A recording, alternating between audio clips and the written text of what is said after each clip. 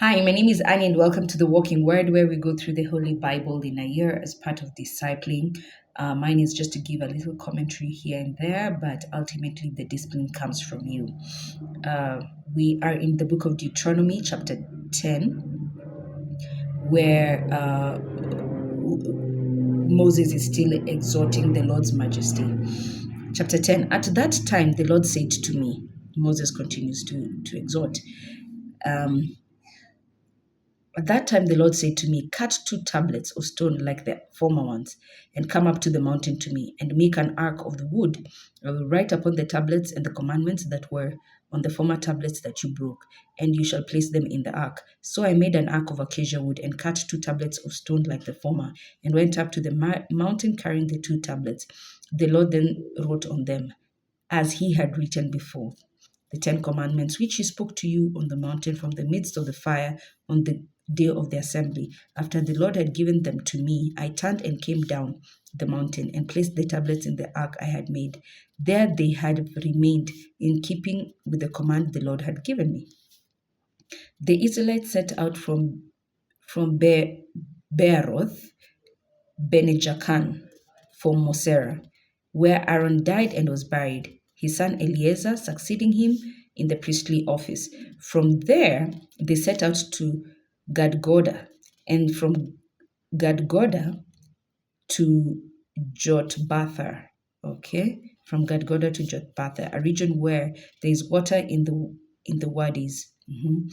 At that time, the Lord set apart the tribe of Levi to carry the ark of the covenant to the Lord, to be in attendance before the Lord and minister to him, and to give blessings in his name, as they have done to this day.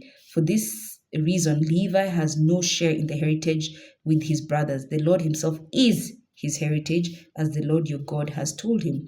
After I had spent these other 40 days and 40 nights on the mountain, and the Lord had once again heard me and decided not to destroy you, he said to me, go now and set out at the head of your people, that they may enter in and occupy the land which I swore to your fathers I would give them. Verse 12. And now, Israel, what does the Lord your God ask of you but to fear the Lord your God and follow his ways? Exactly, to love and serve the Lord your God with all your heart and with all your soul, to keep the commandments and statutes of the Lord, which I enjoin to you today for your own good. Now, remember, later on, Jesus is asked by one of the Pharisees, so what is the greatest commandment? And he reiterates this commandment. And another Pharisee expounds on it further, and Jesus actually tells him, the kingdom of God is not far for you. It's close. It's coming close. And this is just to show, even still amongst the Pharisees, there's some who still believed in him, but chose to stay hidden, or rather, like the likes of Nicodemus, who'd only come to speak to him in the middle of the night. Okay, let's continue in verse 14. Now Moses continues, think. The heavens, even the highest heavens, belong to the Lord, your God, as well as the earth and everything in it. Like, this is such a liberating statement. It's a liberating word, because everything on earth belongs to God. Therefore, you find rest and peace in knowing that even these children that I have, this money that I have, this wealth that I have, these possessions that I have, this spouse that I have, these friends that I have, these family members that I have, they actually all belong to God. And it's a less burden for us to carry that which belongs to God. You can only intercede and steward, but you can't own. I hope that makes sense. It's about, we're here to steward, we're not here to own. Because everything belongs to him. Let me tell you, it was so liberating for me, to the extent that I even understand today that a toothpick and a comb that I used to comb my hair, or a toothpick that I used to pick my teeth, all belong to the Lord. I own nothing. I'm just here to steward. Let's continue. We are now, we were in verse 14. Think therefore, the heavens, even the highest heavens, belong to the Lord. your God, as well as the earth and everything on it. Yet, in his love for your fathers, remember the covenant he had with Abraham, Isaac, and Jacob? Yet, with the love he had for your fathers, the Lord was so attached to them as to choose you, their descendants, in preference to all other people, as indeed he has now done. Circumcise your hearts. And now, even in the new covenant, we don't talk about circumcising the foreskin. We talk about circumcising the heart, which is coming into covenant with God, choosing to be born again, choosing accepting his salvation, and changing your ways, renewing your mind. So circumcising your heart is changing your ways, really.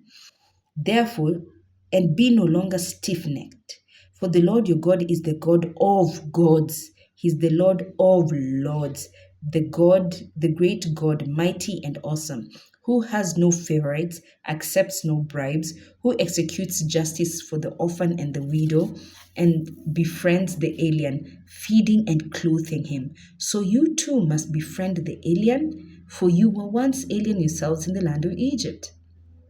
The Lord your God shall you fear, and him shall you serve. Hold fast to him and swear by his name. Like everything you do, you must do it with the mindset of God in it. The Lord your God shall you fear, and him shall you serve. Hold fast to him and swear by his name. He is your glory. He, your God, who has done for you those great and terrible things which your own eyes have seen. I really love this verse because it reminds me in Psalm 57, and David exalts God as the God who performs all things for me.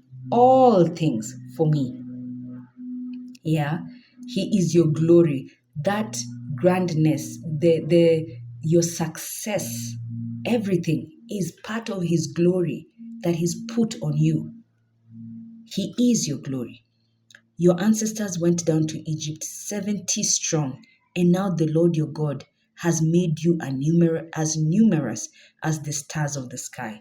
Remember the promise he made to Abraham: I will make your descendants as numerous as the stars of the sky. And God kept his promise. We continue tomorrow from chapter 11. Have a blessed day.